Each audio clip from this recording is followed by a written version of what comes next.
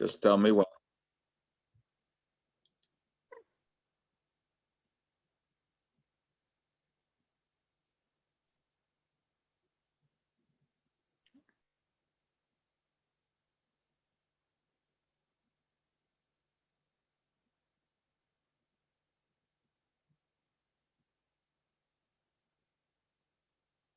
Just going to let people get their audio connected for a minute.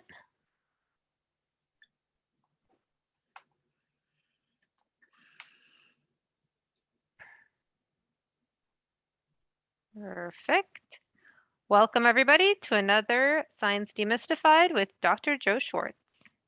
Go right ahead. Well, thanks very much. I think we have an interesting topic for you this time. Well, I think we always have interesting topics for you. Anyway, we're going to take a look at how the media depict science, and particularly medical science. Of course, the first question we have to ask is, what do we mean by media? Well, of course, we're pretty familiar with it now. It's whatever communication outlet we have and the tools that we use to disseminate information, store information, etc. And of course, for us right now, a lot of talk about social media, websites and Twitter and Facebook and all of that. But that's just only one aspect of media. Media is any method by which information can be conveyed. So of course, if we go back historically, it would be the written word. The oldest such document dates back to 1500 BC, as far as anything scientific is concerned. And that is the rather famous Ebers papyrus, which was discovered in Egypt. And this has been decoded. The hieroglyphics have been translated. And it's pretty interesting, because it really would be the first textbook of medicine. And in it, mention is made of the use of the opium poppy, which of course gives us morphine. It was used to enhance sleep. And they also mention cannabis. And that, of course, a lot of information about that today. But in those days, they used it as a medicine for all kinds of treatments. Now, some of the treatments that are depicted in the Ebers papyrus are pretty interesting. For example, Guinea worm disease. Wrap the emerging end of the worm around the stick and slowly pull it out. You know what? This is still the remedy that is used today. So they had some clever things back in those days. Of course, people were just as clever as they are today. They just didn't have all of the tools that we have today. But there was also some less solid advice in the Ebers papyrus. For example, half an onion and the froth of beer, a delightful remedy against death. Well, I don't think they literally meant remedy against death, because even back then they knew that nobody gets out of life alive. So this was just telling us, what to eat to be healthier. But there's really no evidence that a mixture of onion and beer froth would do that. So some of the earliest media reports were on tablets and on papyrus, etc. But some were also on reliefs on walls. And in this particular case, here's an Egyptian, possibly doctor, asking a god, because of course they believed in the idea that illnesses were afflicted by gods and could also be cured by them, and is asking the god which particular remedy, probably some herbal thing, they should use. The media, of course, also involved statues, because this was one way that in ancient times they could preserve information about a person. So Asclepius, that wasn't really a person, but the mythical god of health in Greek mythology. But the Greeks believed in gods. And Asclepius was the god of health and disease. And when people got sick, they would go to what were called Asclepia.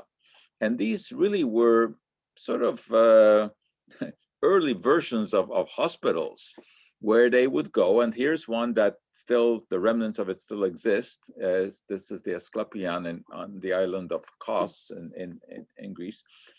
And they would come and seek advice from the priests who were here, who supposedly could help them. And the patients would sleep in these Asclepia, as depicted in this painting here. And if they had any dreams, these dreams would be interpreted by the healers. And interestingly enough, snakes were also thought to have healing abilities. And non-venomous snakes were very popular and just slither across the floors in these Asclepia and thought that they had some sort of healing effect. So artwork, of course, gives us some idea of what was happening in the early days of medicine. Hippocrates, regarded as the father of modern medicine, and there's a lot of controversy about that. It is not even totally agreed upon that Hippocrates was an actual person. It may have been a conglomeration of a lot of physicians at that time. And anyway, Hippocrates supposedly came from the island of Kos, and his importance is that he did not believe that diseases were caused by gods. And he thought that they were imbalances in humors in the body, and that these could be remedied usually by taking some sort of herbal products. The importance that psychology played in medicine was also known in ancient times. As we can see from this Roman relief, here's the doctor just putting his hands on the patient. And as we know, very often, if the doctor just says, you're going to be okay, there's nothing really wrong, you already feel a little bit better, even though there has been no physical intervention. In terms of actual physical intervention, again, we have lots of examples in the contemporary media. For example, in ancient Roman times, they knew how to sew up wounds, how to remove objects from wounds, as is shown here. Unfortunately, they didn't know anything about infection in those days, and they didn't know anything about sterilizing instruments. So sometimes the therapy would be more dangerous than the original injury. In the Middle Ages, doctors certainly had some interventional methods. In this case, probably blocked urinary tract and attempts here to insert a catheter, although one would think that the patient would not be so calmly standing by when this procedure was done. We also know, again, from artwork, that they paid a lot of attention to urine, the color of urine, and tried to relate this to health. And of course, there is something to that, because there are many tests that can be done on urine, but just a visual inspection would not have done very much. Much better would have been taking the pulse of a patient, which doctors did back then as well, as we can see from this painting. Now, we learn a lot about the history of medicine from paintings, portraits. Dr. Edward Jenner, who of course was the father of vaccination. The word vaccine comes from the Latin word vacca, which means cow, because Jenner discovered that milkmaids who suffered from a type of infection, although of course he didn't know what infection was, but a type of disease that was called cowpox, never developed smallpox. And he had the idea of taking pus from the wounds of on the skin of people who had cowpox and injecting that into others to try to prevent them from getting smallpox. And of course, it worked. but it was not immediately accepted. And we know this from contemporary media as well. James Gillray, a famed cartoonist, drew this picture where you can see what is happening to these poor folks who have been treated with the cowpox extract. And you can see there are cows coming out of their noses, coming out of their heads, coming out of their arms. So this was essentially depicting the fear that people had at that time because of vaccination, very much like they have today. James Gillray was excellent at kind of portraying the science, the medical science of the time and concerns about it. In the same era here, this rather intriguing and famous painting, where the doctor is trying to cure the patient with these so-called tractors. And these specifically, what you see him holding there, were these Elijah Perkins tractors, which were metal rods that were supposed to draw the disease out of the patient. Of course, they did nothing other than perhaps serve as a placebo. What we also do know from artwork is that very often doctors were thought to be in league with poisoners or were themselves poisoners because there were so many questions asked about the medicines that were being used. They would use arsenicals, for example, and of course it's pretty easy to overdose on those. Mercury compounds were used and they were highly toxic as well. So sometimes the treatment was more deadly than the disease. And doctors were not always worshipped like they are today. And again, we can see that in this painting where the doctor in his house is being attacked by patients who were very unhappy with the treatment that they had received from him. And as you can see, he's using a hypodermic syringe there to try to shoo them away. Well, these, of course, were negative images of physicians, but there were also positive ones. And this one here, look at this one carefully. It's a very interesting painting where the child is obviously sick and the father is in the background, obviously worried, and the doctor is very pensive. Seems that he doesn't really know what to do. This painting takes us back to 1891, and it was by Luc Fielddays. And you know, it's a Victorian times, and the doctor is looking at this child who is ill, and I think the message is that doctors did really not know very much about what to do to help the sick back in those days. And his own son had died from typhoid fever, so he's very contemplative. But at least it does project the image of care, that the bedside manners here seem to be pretty good. And the doctor is expressing empathy. Of course, depending on what the disease was, empathy wasn't always enough. When there was an infection that required surgery, the patient had to be held down. There was no other way to stop him from wriggling around and screaming. And they knew in those days that if they did not amputate an infected limb, then the patient would die. But can you imagine what it was like? Exactly like this painting shows. It was an absolute nightmare. Until 1846, when we come to the first medical photograph, because so far everything that we've talked about here has been reliefs and statues and papyrus paintings. But now for the first time in 1846, we come to an actual photograph. And this was the first use of anesthesia. Ether was the substance that was being used.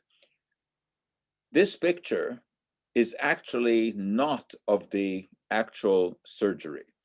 It was taken the day after. They had to repose because there was no photographer around on that day. But the personalities are all the same. This was an operation on a tumor on the neck of the patient. And the operation was carried out by Dr. John Colin Warren. And you see him in the left of the picture here with the white beard. And William Morton is seen at the back holding the ether inhaler. And this certainly was a momentous event.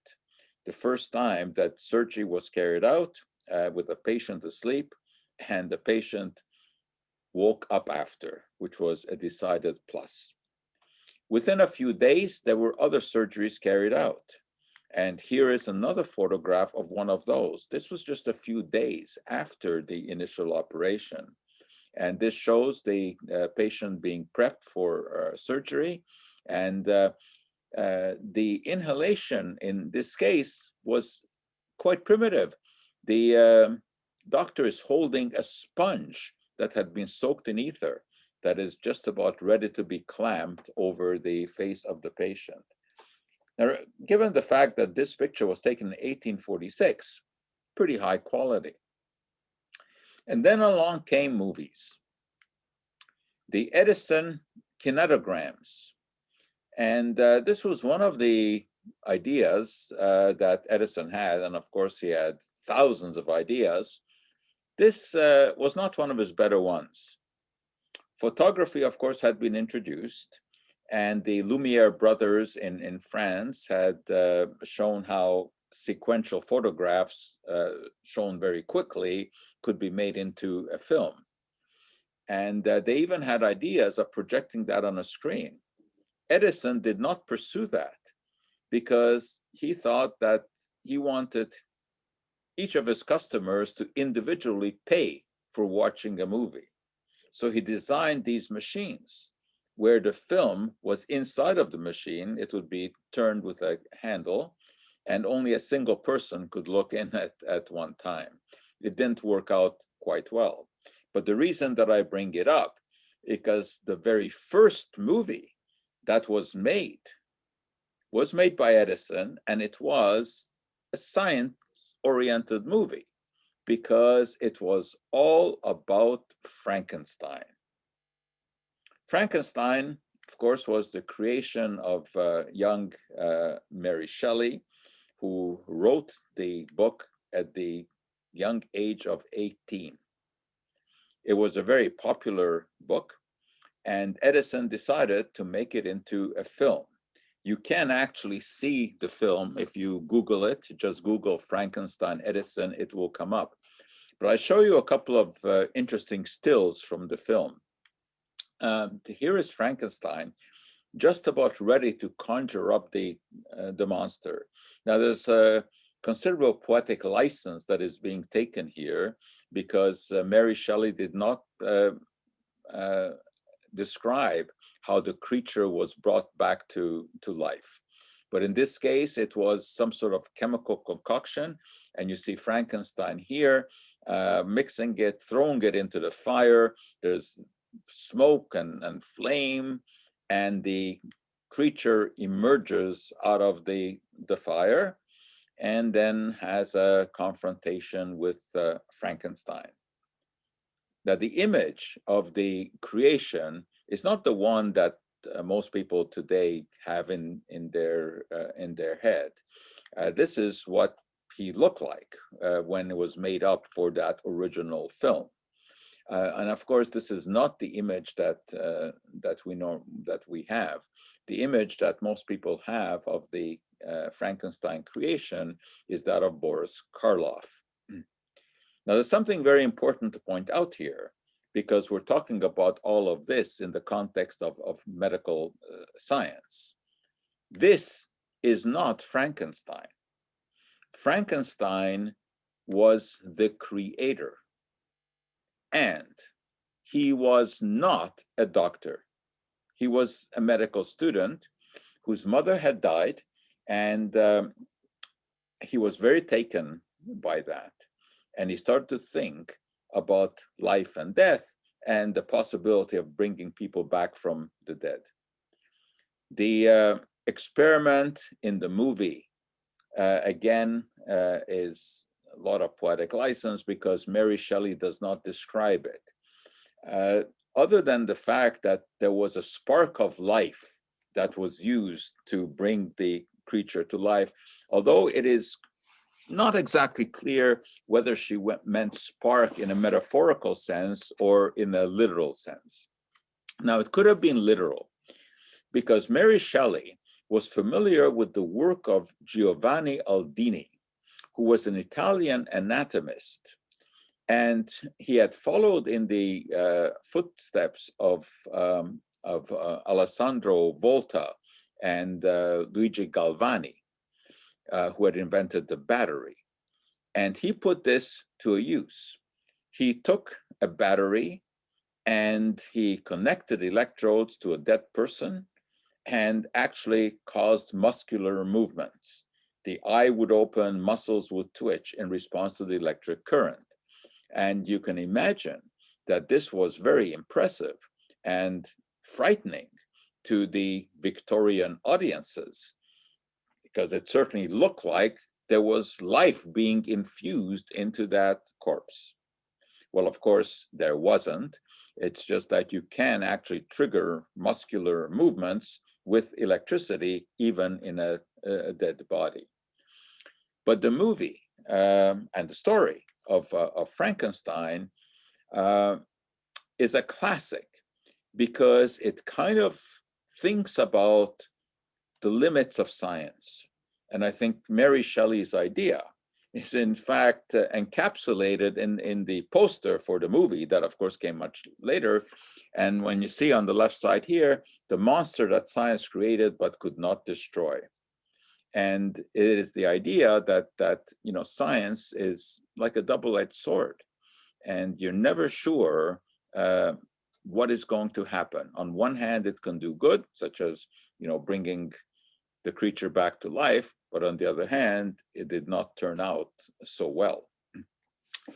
Now, this theme is very, very apparent in many examples of the media, including the 1886 book by Robert Louis Stevenson, Dr. Jekyll and Mr. Hyde, one of the most famous stories in medical science. And this also was made into a movie in 1931, starring Friedrich March. Now, most of these older movies you can find on one of the streaming services, or if you are adept at, you know, going around YouTube and Google, you can find them. And it is certainly worthwhile watching them, although cinematic production is obviously not up to the level that we have today. But the stories are very good. And in many cases, it shows that you don't need all of the super special effects in order to come up with a captivating film. Well, Dr. Jekyll and Mr. Hyde tells a story of Dr. Jekyll, who comes up with this magical concoction that changes him into Mr. Hyde. Dr. Jekyll is a very good man, but Mr. Hyde is not. And the obvious interpretation of this is that each of us has two personalities, and one of them may be locked inside until some special event releases it. So that was an interesting theme. But what is also fascinating is to think about what could have triggered authors to write their classic works. And in this particular case, there is a possible example of why Stevenson chose this particular theme. At the time, there was a very interesting criminal case of Eugene Chantrel, who had poisoned his young wife, Elizabeth Chantrell, and they did not have a happy marriage, and he killed her. Stevenson was very good friends with Chantrell for years, and he just could not imagine that the man that he knew was the same man who committed the murder.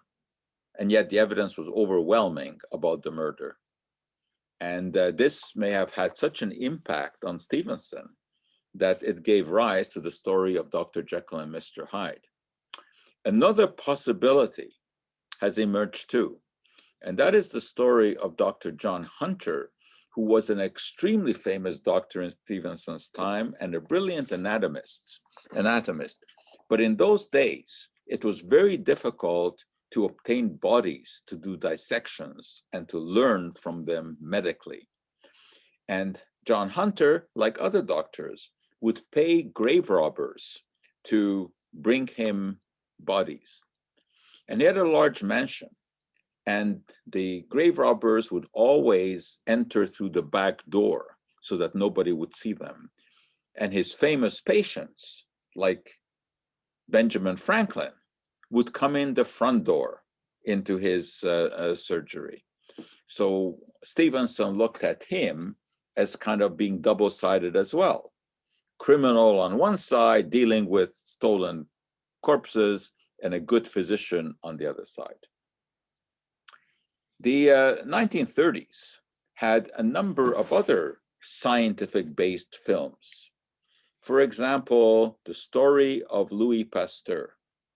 I would certainly recommend that you find and watch this movie. Maybe the library even has a version of this that you can take out. This was in 1936, and Paul Mooney, a very well-known actor at that time, portrayed Louis Pasteur, and the reviews were sensational about this film. It was very, very highly regarded. It tells the story of Louis Pasteur, and as you may know, Pasteur had some run-ins, certainly early on, with the medical establishment.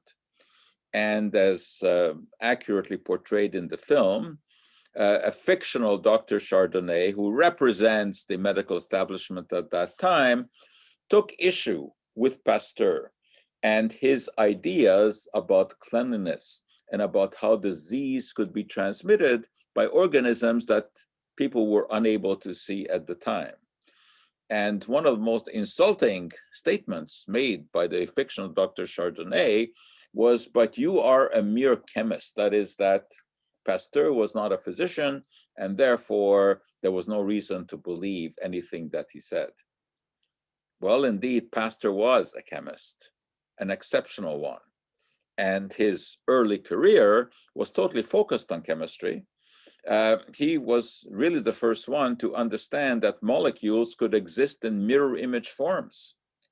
And he did this by looking at crystals of tartaric acid, which actually exist in mirror image forms, as you can see here.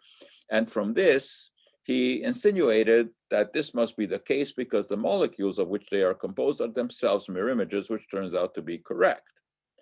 He also did extensive research into fermentation and discovered that the reason that wine and beer would spoil is because some rogue microorganisms, some rogue yeasts, got into solution.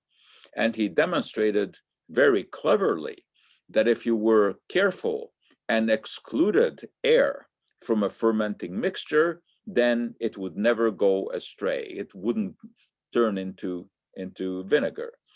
And this was a major contribution because at the time there were a lot of concerns in France because wine was turning sour.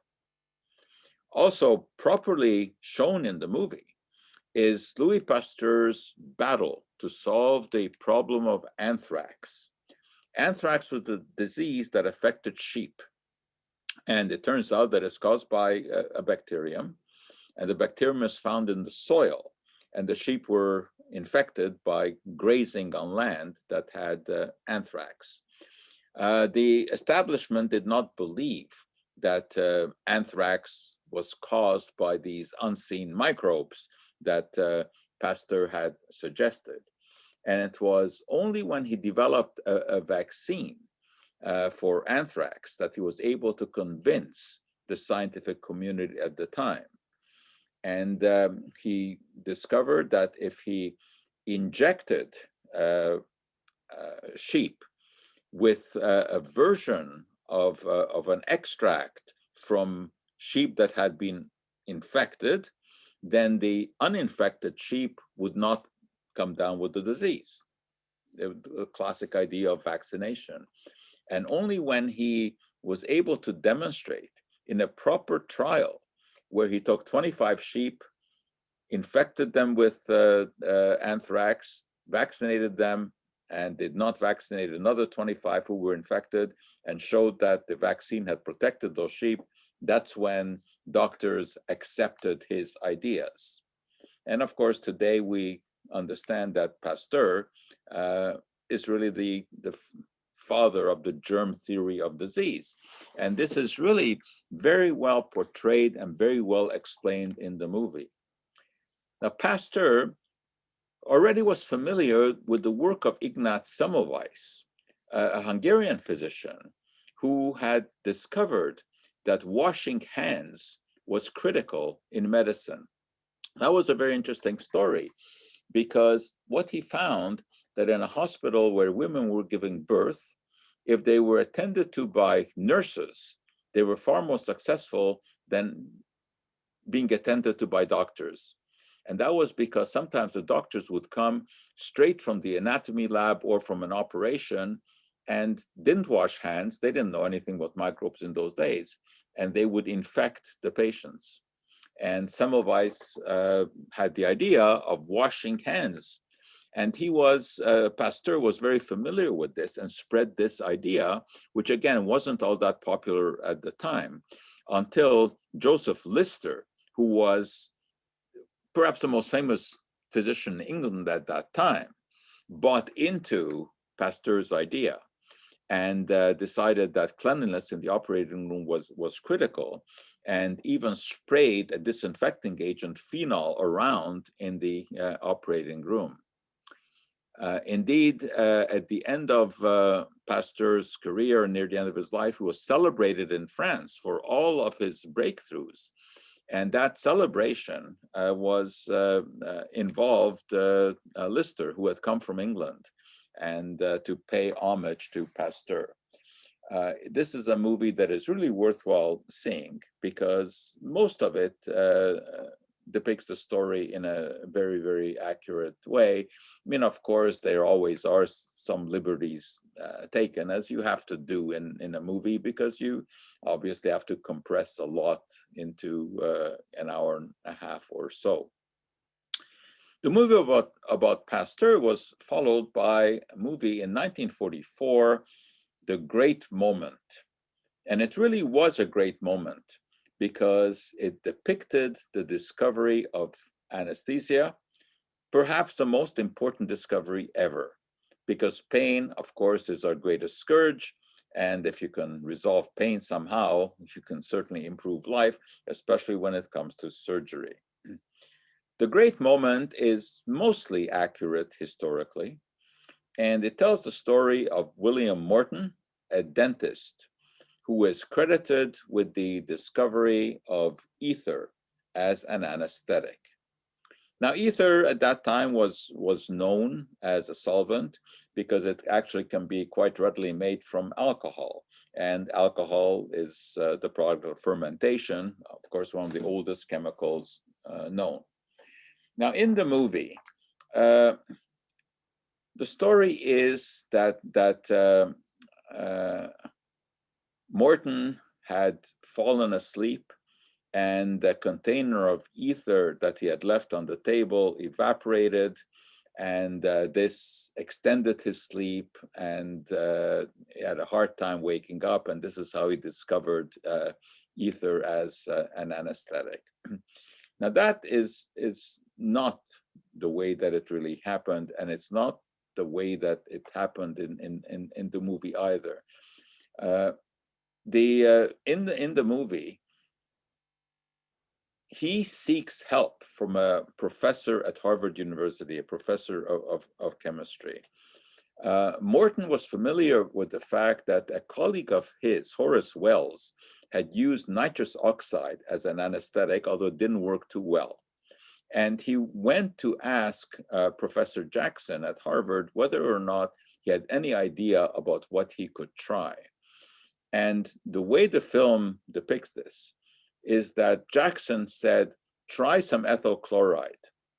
And William Morton went to a pharmacist, and by mistake, the pharmacist gave him ether.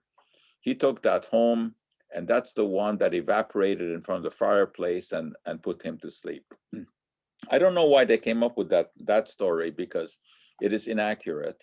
The fact is that Jackson actually told him to try ether, because he had some experience with ether in the lab, and he had noticed its sleep-inducing properties. It's also somewhat troublesome that Jackson in the movie is depicted as a little bit of a mad scientist, which he certainly was not. He was a very legitimate chemist and knew a great deal of science, and certainly was not sort of the stereotypical mad scientist the way that he is depicted in the movie.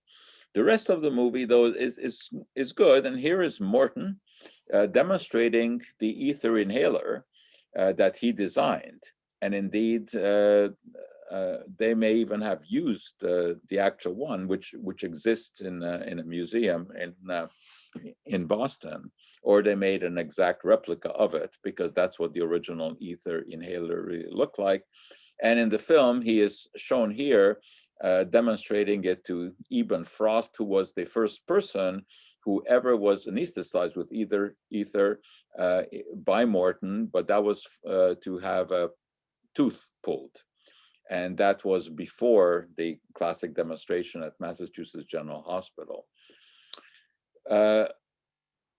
A very important point, though, that really is basically missed in the movie, that 4 years before Morton's classic use of ether at Massachusetts General, Dr. Crawford Long, a family practitioner in Georgia, had used ether to put people to sleep and had carried out some minor surgery.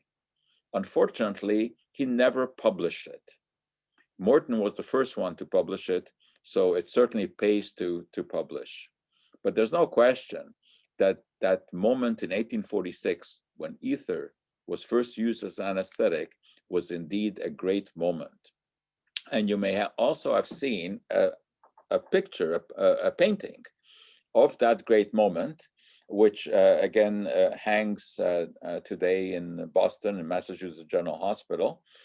And it is the painting that shows the actual operation. And we saw earlier, we saw the photograph of the recreation of the operation. But here you see the surgeon, John Collins Warren, actually slicing into the tumor. And there is Morton holding the ether inhaler. A very interesting movie, certainly well worth seeing. As is Edward G. Robinson in Dr. Ehrlich's Magic Bullet, 1940. Interesting for several reasons. One is that this was not one of Edward G. Robinson's typical roles. He would usually play a bad guy, a mobster.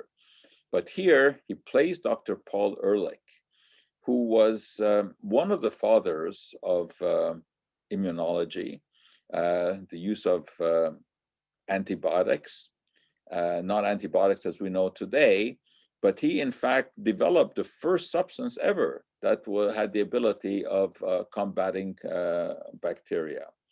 So Edward G. Robinson plays Dr. Paul Ehrlich in the movie. And again, the science is pretty sound. It is made clear how he gets interested in the problem of microbes. Microscopy at the time was already well established, and they would take samples of blood, for example, and put it under a microscope and look at it. And in order to see what was going on better on that microscope slide, they would sometimes use a dye that would highlight some of the features on the slide. And as we see in the movie, Ehrlich discovers that some of the novel synthetic dyes that were developed in England at that time by William Henry Perkin, that when he put these on a microscope slide, some of the dye concentrated in the microorganisms, in the bacteria, making them much more visible under the microscope. And he talked about this to Robert Koch, who at that time was the leading expert on microbes, following in the footsteps of Louis Pasteur. And he had discovered that tuberculosis was caused by a bacterium. He had actually seen this bacterium under the microscope. And when it was discovered that these dyes could make the bacteria more visible under the microscope, as Ehrlich had shown, Koch and Ehrlich had an idea, and that was maybe somehow you could change that dye so that it would include some toxic substance, and then that would be specifically delivered to the bacterium, the same way that the dye was. This was an intriguing idea for Ehrlich, who at that time was interested in infections of all kinds, even though at that time they really weren't sure of how infections were manifested. But he had been working with Emil von Behring, another German physician, on another problem at the time, which was diphtheria, which is a bacterial disease. And what they discovered was that horses could be infected with diphtheria, and if their blood were drawn and stored for a while, it would act as a treatment in someone who was suffering from diphtheria. So this was a fascinating new idea, which of course was pursued by Ehrlich, along with the most famous idea, which is shown in the movie. And this, of course, did involve chemical work.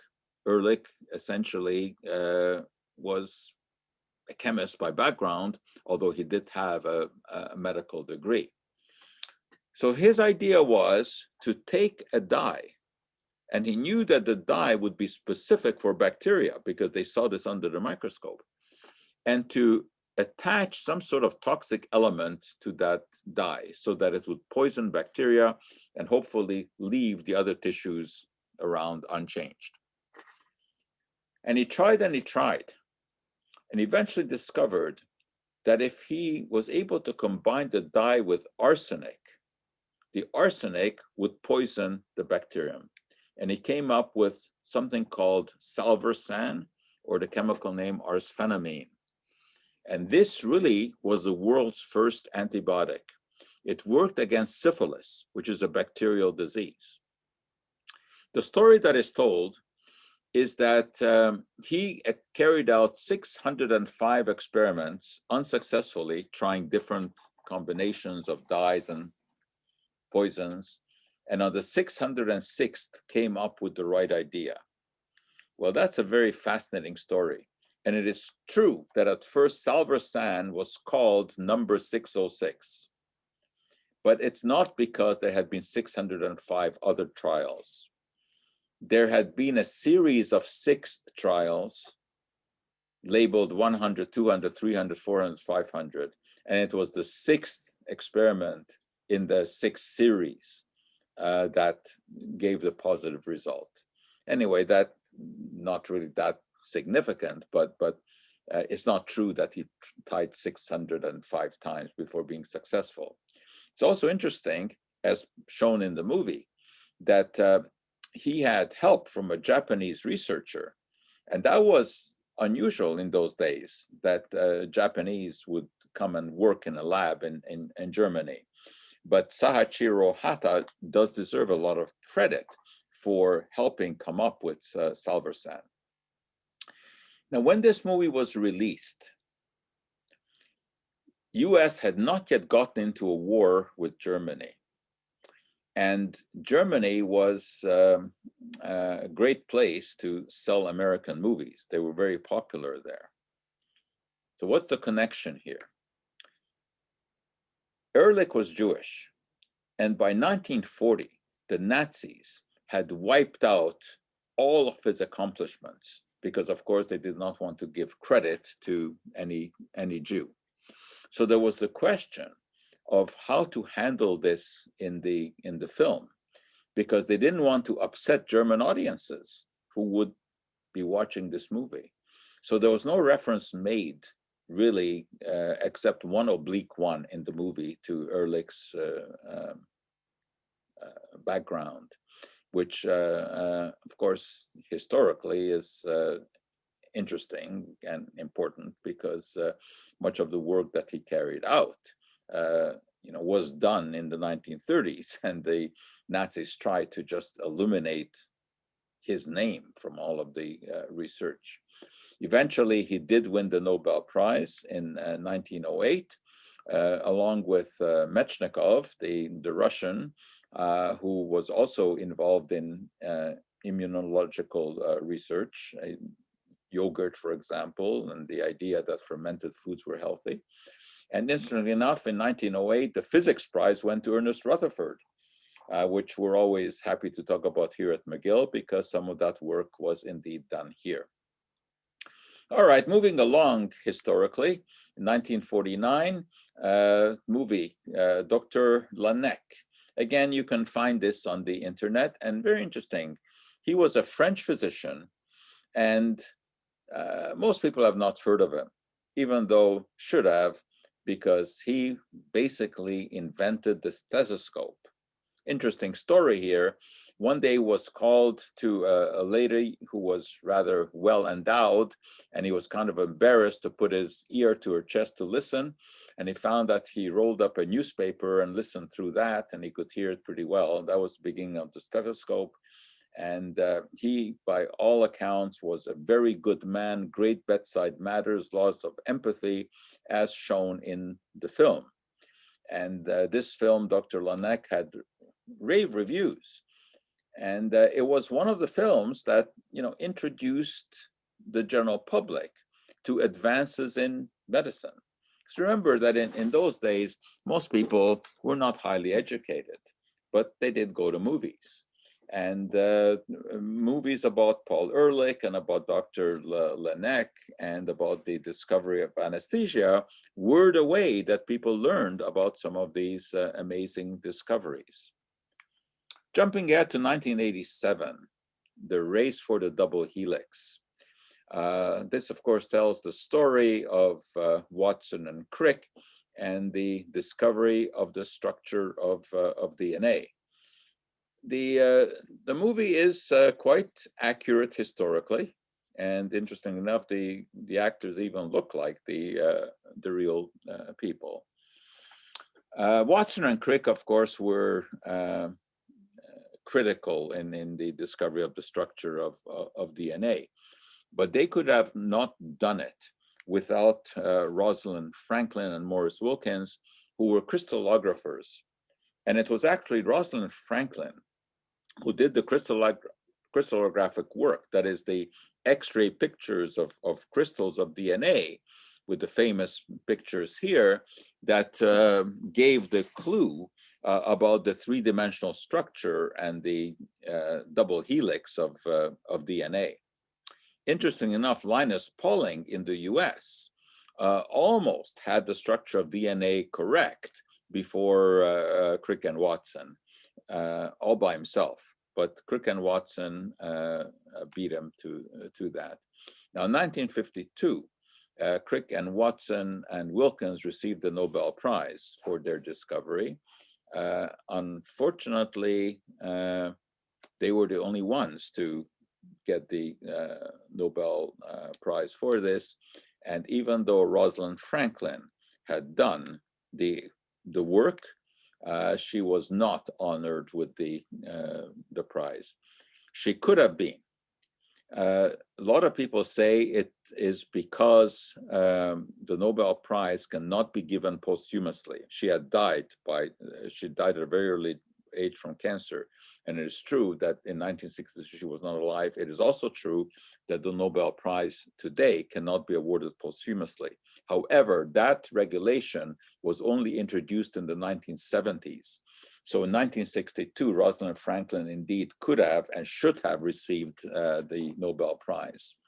Why she didn't, hard to say. Of course, there's the argument that she was a woman and she didn't get it because of that. She really should have got it. The CBC put out an excellent movie about a discovery that we in Canada here can be very proud of.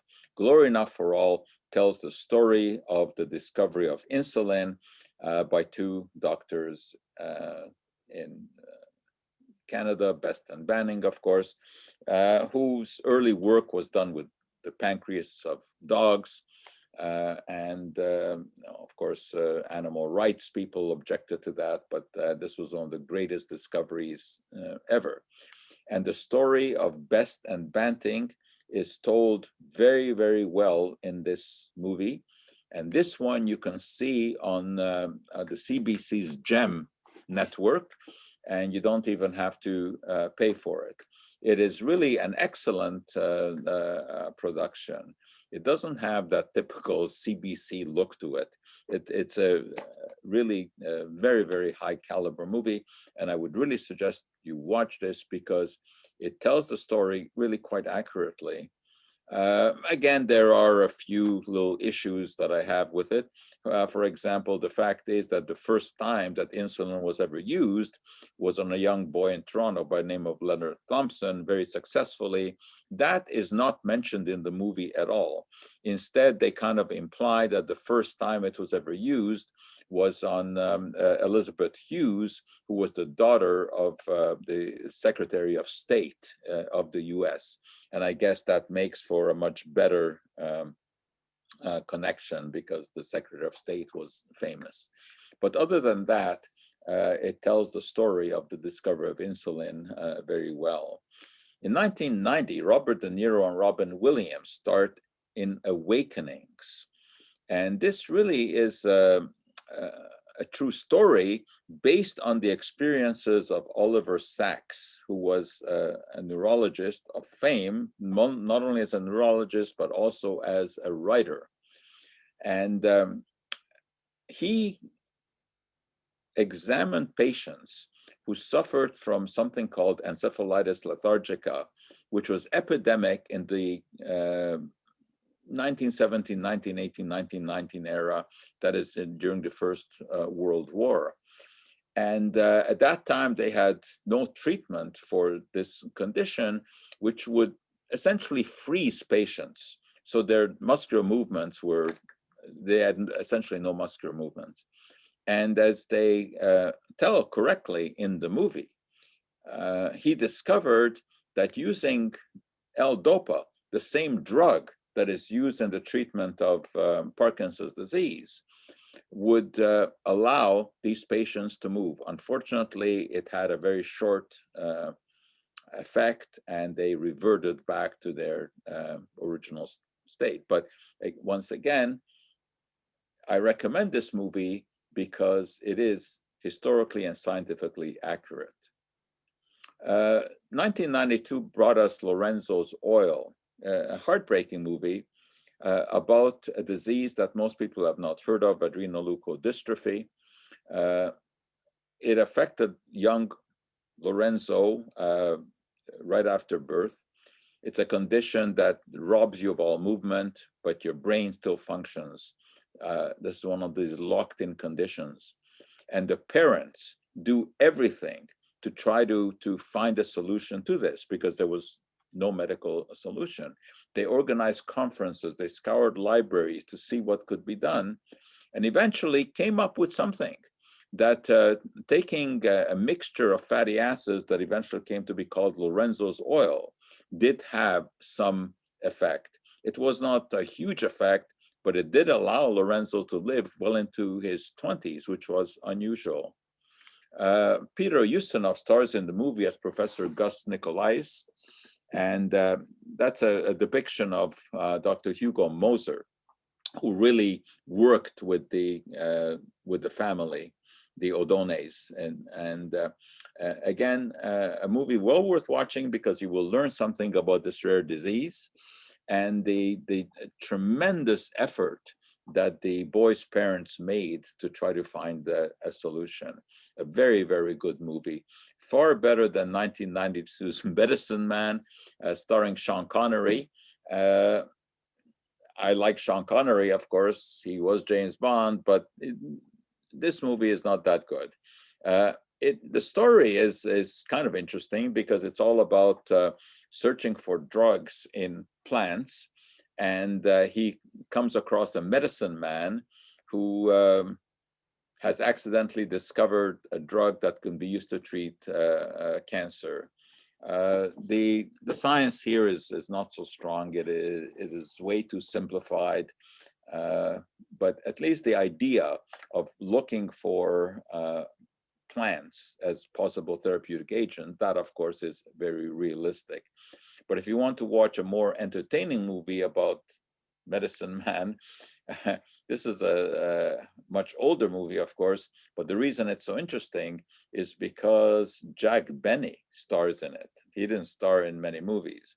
This was before the Jack Benny radio show and the Jack Benny TV show. It was one of the first talking movies. So it is historical, even though it it doesn't have any real science in it, but tells the story of a medicine man. These medicine men basically were charlatans, who would sell their snake oil in public displays. I would, however, recommend that you do look at 1994's Mesmer, which tells the story of Franz Anton Mesmer, a physician in Vienna, from whom, of course, we get the term mesmerism, because his really recognition of the important role that the mind plays in what happens in the body. The movie tells the story of how a blind Maria Theresa von Paradis's vision was brought back miraculously by Mesmer, the idea being that it was a psychological impairment, and Mesmer was able to overcome this. That is actually a true story. It is also true that Mesmer set up healing salons where patients would come to be cured of diseases that they probably never had by holding on to magnetized rods. And these were supposed to draw the disease out of their body.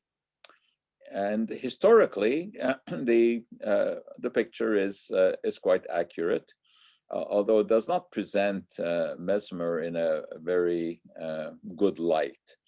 But of course, we don't really know what he was like. But if you want to learn something about the relationship between the body and the mind, this is a good film to watch. Also, I would highly recommend 2009's Breaking the Mold by the BBC. And this tells the story, Race Against Death, the discovery of penicillin.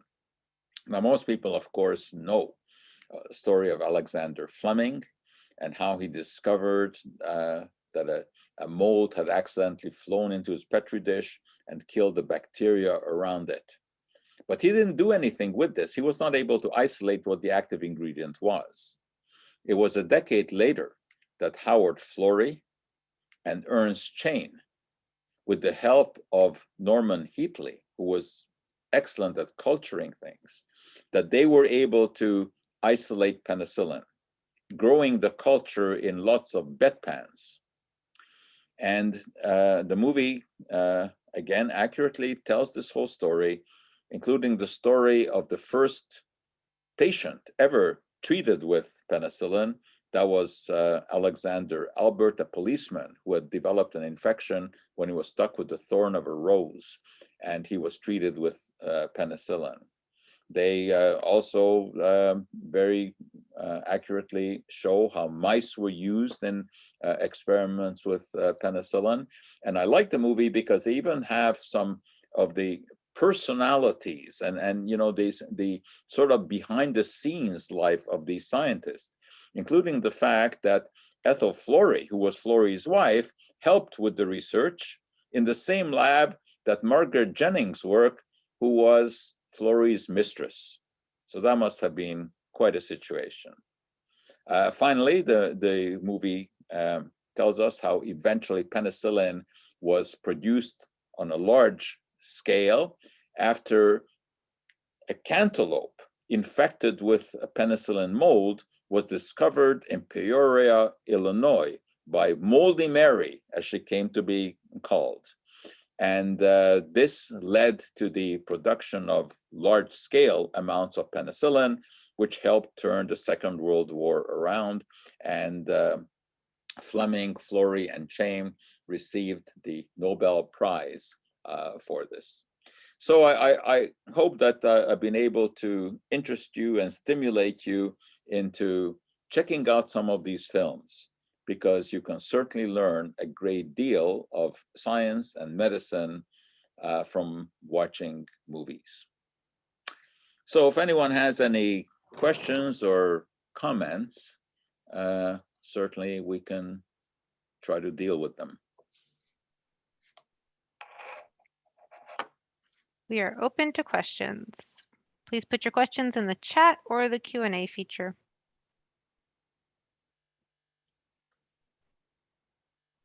The library still has some DVDs, right? Yep, we have DVDs and surprisingly enough, VHSs.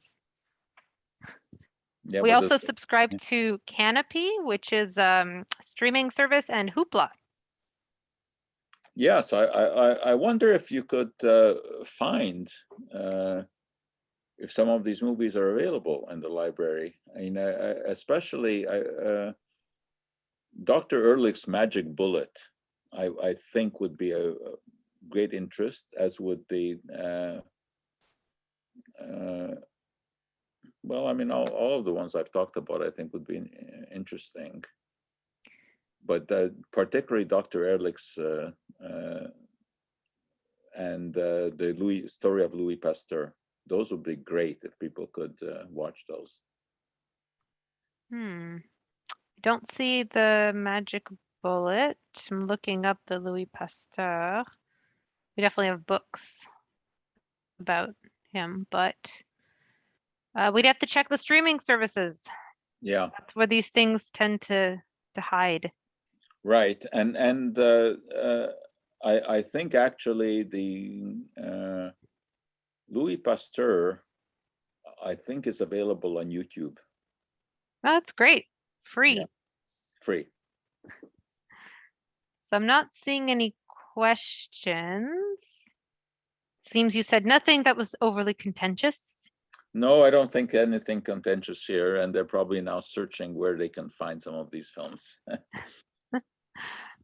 Well, always check YouTube, because many of these are there. Someone will have posted it.